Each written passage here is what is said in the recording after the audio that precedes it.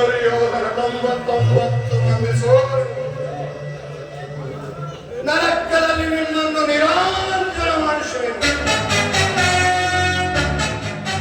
ನರಕದ ಭಯಂಕರ ಹಿಂಸೆಗಿಂತಲೂ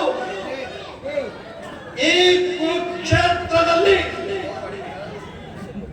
ನಿನಗಾಗುವ ಒಂದು ನಿಟ್ಟಿಸಿರು ಬಿಡುವುದಂತೆ ಮಾಡಿ ತಾಯಿ ಕಣ್ಣೀರಿಂದ ಕೊಯ್ದು ಕುರಿ ಹಿರಿಯರ ರಕ್ತದಿಂದ ಕಳಂಕನಾಗಿ ಮುಕ್ತ ಶೋಕದಿಂದ ಬಯಸುತ್ತ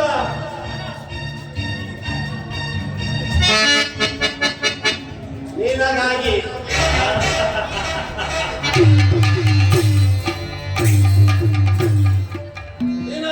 ಒಂದು ನಿಟ್ಟಿಸಿರು ಬಿಡುವುದಂತೆ ಮಾಡಿ ನರಕದ ಮಾರ್ಗವನ್ನೇ ತೋರುವೆನು.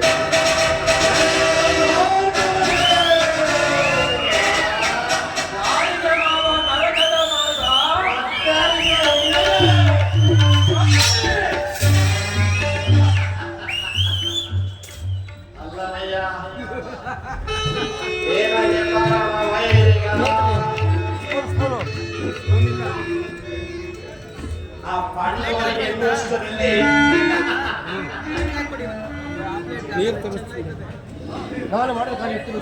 ನಾನು ಮಾಡಿದ ಕಾರ್ಯ ಯುಕ್ತವೇ ಬಾಬಾ. ಚಿಂತೆಯಾಗಿ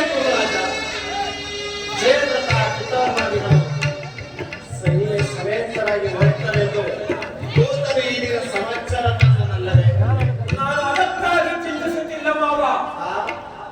ಈ ದುರ್ಯೋಧನನು ಅಸಹಾಯ ಸೂರನು ತನ್ನೆರಡು ತೋಳ್ಗೊಳಗಳಿಂದ ಸಮಸ್ತ ಪಾಂಡವ ಸೈನ್ಯವನ್ನೇ ಎದುರಿಸಬಲ್ಲೆ. ಆದರೆ ಜ್ಞಾತಿ ಹಿಂಸೆ, ಸಹಿತ ಕಲಹ, ಆ ದಿನ ನಾನು ಹೋರಾಟಕ್ಕೆ ಹೋಗಿದ್ದ. ಕೃಷ್ಣನು ಅದೆಷ್ಟೋ ಬಾರಿ ಹೇಳಿದನು, ಯುದ್ಧವು ಅಧರ್ಮವೆಂದು. ನಾನು ಅವನ ಮಾತನ್ನು ನಿರಾಕರಿಸಿದೆ.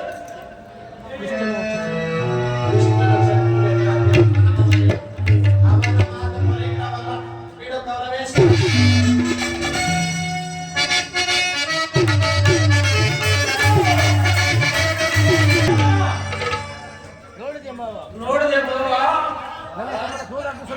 ನನ್ನ ತಮ್ಮನ ಹೋರಾಟಿ ಸ್ವರೂಪವನ್ನು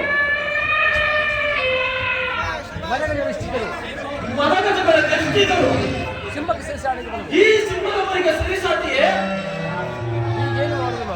ಈಗೇನು ಮಾಡುವುದು ಮಾವ? ಕೃಷ್ಣನ ಸಂವಾದಿಸಲೇ? ಕೃಷ್ಣನ ಸಂಧಾನಕ್ಕೆ ಸಮ್ಮತಿಸಲೇ ಅಥವಾ ಕೃಷ್ಣನ ಶಾಂತಿಯಾಗಿ ಇಲ್ಲಿಗೆ ಬಂದವನಲ್ಲ ಪರಮೇಶ್ವರ. ಹಾಗಾದರೆ ಈ ಸಾರ್ವಭೌಮವನ್ನು ವೈಭವವನ್ನು ದೃಢೀಕರಿಸಿ ದಾಸಿಪುತ್ರನ ಬಹುಜೋಗವನ್ನು ಆಶ್ರಯಿಸುತ್ತೇವೆ. ಪ್ರಾರಂಭದಲ್ಲೇ ಸೇರಿಸಲಾದ ಅಪಮಾನ ಭಕ್ತಿ ವೈರಾಗ್ಯದಿಂದ ಇವರಿಂದ ವಂಚಿತನಾಗಿ ಮದುವೆ ಈ ಅಪಮಾನವನ್ನು ನೀನೇ ಸಹಿಸಿದೆ ಮಾವ. ಕೃಷ್ಣನಲ್ಲಿ ನಿನಗೆ ಇಷ್ಟೊಂದು ಕೋಪವೇಕೆ? ಅದಕ್ಕೊಂದು ಉದ್ದೇಶವೇ. ಕೃಷ್ಣನು ಕ್ಷತ್ರಿಯ ಜಾತಿಯ ಕಳಂಕ. ಭಾರತ ವರ್ಷದ ಕ್ಷತ್ರಿಯರನ್ನು ನಿರ್ಮೂಲನೆ ಮಾಡಲೆಂದು ಆತನು ಅವತರಿಸಿದನು. ಯಾರು ಅವನ ವೈರಾಗ್ಯ ಪ್ರದರ್ಶನಕ್ಕೆ ಮನಹಾಕಿ ಭಗವಂತನ ಅವತಾರವನ್ನು ಪೂಜಿಸುವರು ಅವರನ್ನು ಧ್ವಂಸ ಮಾಡುವೆ. ಕಂಸ, ಶಿಶುಪಾಲ, ಜರಾಸಂಧ ನಿನಗೆ ಎಂತ ಮಿತ್ರರಾಗಿದ್ದರು ಕಾರಣವಿಲ್ಲದೆ ಅವರನ್ನು ಸಂಹರಿಸಿ ಕಂಸನನ್ನು ವಧಿಸಿ ಅರಳು ಮುದುಕನಾದ ಉಗ್ರಸೇನನ್ನು ನೆಪ ಮಾತ್ರಕ್ಕೆ ಸಿಂಹಾಸನದಲ್ಲಿ ಕೂರಿಸಿ ಸೋದರನ್ನು ಸುರಪ್ತಮಿತ್ರರನ್ನಾಗಿ ಮಾಡಿ ರಾಜಲಕ್ಷ್ಮಿಯನ್ನು ತಾವು ವಶಪಡಿಸಿಕೊಂಡವರಿಗೆ ಇಂಥವನಿಗೆ ಮನ್ನಣೆ. ಹಾಗಾದ್ರೆ